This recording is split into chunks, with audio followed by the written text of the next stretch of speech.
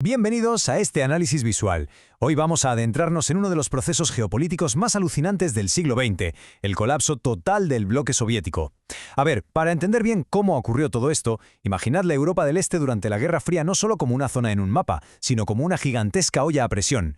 Con el fuego a tope desde el primer día y la tapa sellada herméticamente, era evidente que toda esa inmensa presión acumulada tendría que escapar por algún lado tarde o temprano, ¿verdad? Pues vamos a ver exactamente cómo saltó esa tapa. Esta es nuestra hoja de ruta para hoy. 1. La creación del bloque soviético. 2. El caso de Yugoslavia y su comunismo rebelde. 3. Las crisis de Hungría y Checoslovaquia. 4. La grieta sindical en Polonia. Y 5. La llegada de Gorbachov y el colapso final. Empezamos con la sección 1, la creación del bloque soviético, asegurando la tapa. Lo primero que debemos plantearnos es cómo se impuso exactamente este modelo.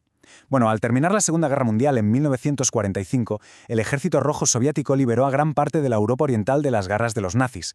Pero claro, aquí está el detalle. Tras la liberación, los soldados se quedaron sobre el terreno. Y Josif Stalin aprovechó tácticamente esta presencia militar masiva para colocar gobiernos títeres, asegurando de un plumazo una lealtad absoluta hacia Moscú en todas estas naciones. Y esta nueva estructura se levantó sobre tres pilares que parecían inquebrantables. Primero, una ocupación militar constante. Los tanques estaban ahí para quedarse. Segundo, una economía estrictamente planificada desde el Estado, que eliminó de raíz la propiedad privada y priorizó la industria pesada. Básicamente se fabricaba acero y maquinaria, pero olvidaos de encontrar fácilmente bienes de consumo básicos como comida variada o ropa. Y tercero, el control absoluto de un partido único. Cualquier tipo de oposición política, crítica o huelga era rápidamente aplastada por la policía secreta. Oficialmente, a estas naciones se las bautizó como democracias populares.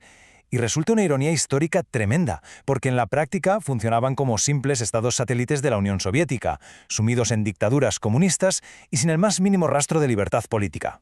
Fijaos que esta dura combinación, represión política por un lado y escasez económica por otro, fue precisamente lo que encendió el fuego bajo nuestra olla a presión desde el minuto 1.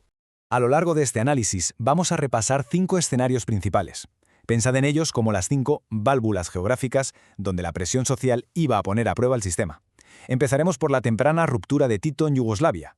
Pasaremos por los intentos reformistas de Nagy y Dubček. Veremos el tremendo impacto de Lech Walesa en Polonia y terminaremos con las decisiones de Gorbachov dentro de la propia URSS. Pasamos a la sección 2, Yugoslavia, el comunismo rebelde, el complejo mosaico. Lo que resulta súper interesante del caso yugoslavo es la comparación directa con el resto de sus vecinos. A diferencia del bloque del Este estándar, Yugoslavia no fue liberada por el Ejército Rojo, sino por sus propios partisanos locales liderados por Tito.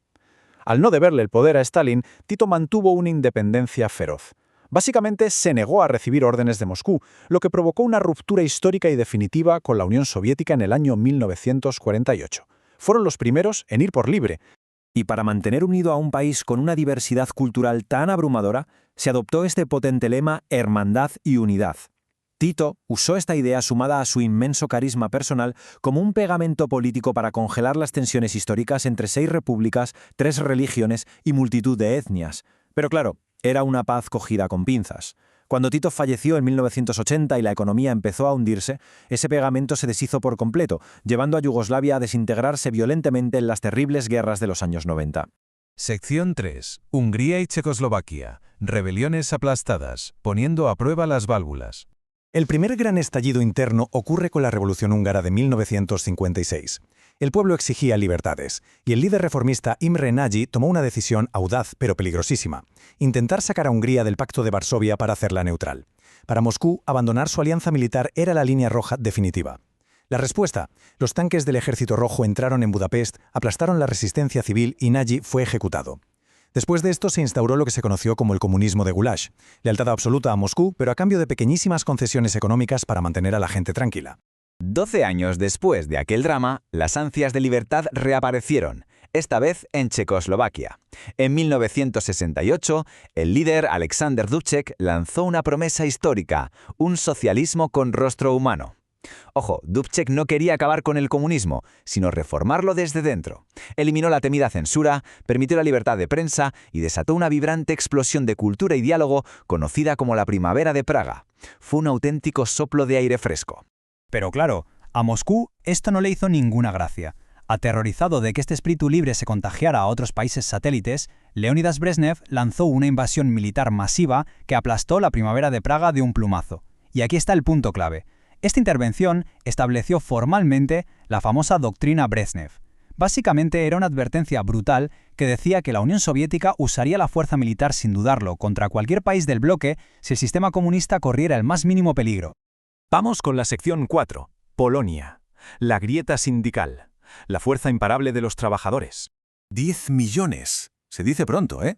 Esa es la inmensa cantidad de afiliados que logró reunir el sindicato independiente Solidaridad en apenas unos meses.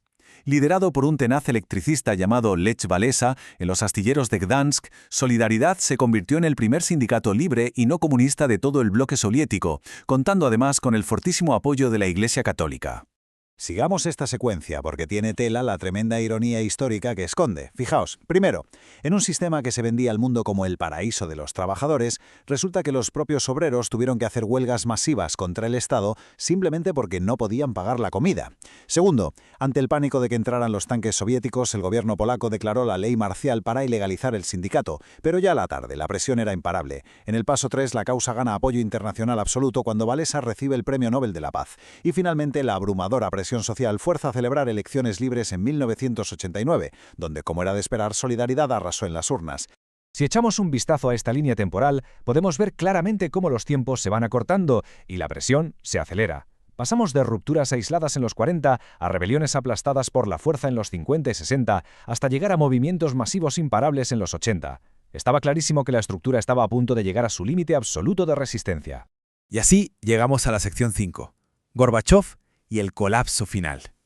La explosión.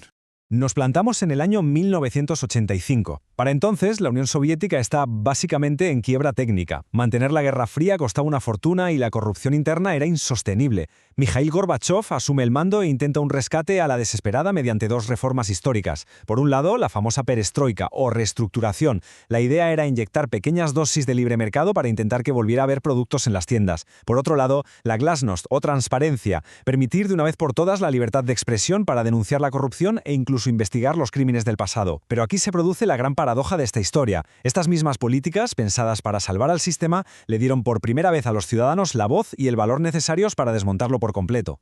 Y esa pequeña apertura desencadenó un efecto dominó brutal.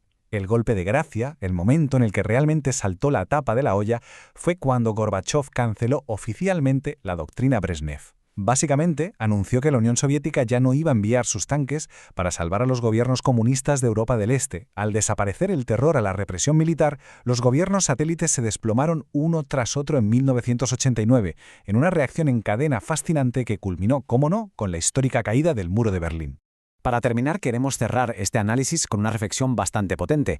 Si un sistema político entero necesita recurrir constantemente a la fuerza militar y eliminar de forma sistemática las libertades más básicas simplemente para sobrevivir, ¿es siempre inevitable su colapso final? Como hemos visto paso a paso, al final fueron los errores propios de una economía asfixiante, combinados con algo tan humano como la necesidad inagotable de ser libres, los motores que lograron desintegrar formalmente a la todopoderosa Unión Soviética en diciembre de 1991. Ha sido un verdadero placer hacer este recorrido histórico con todos ustedes.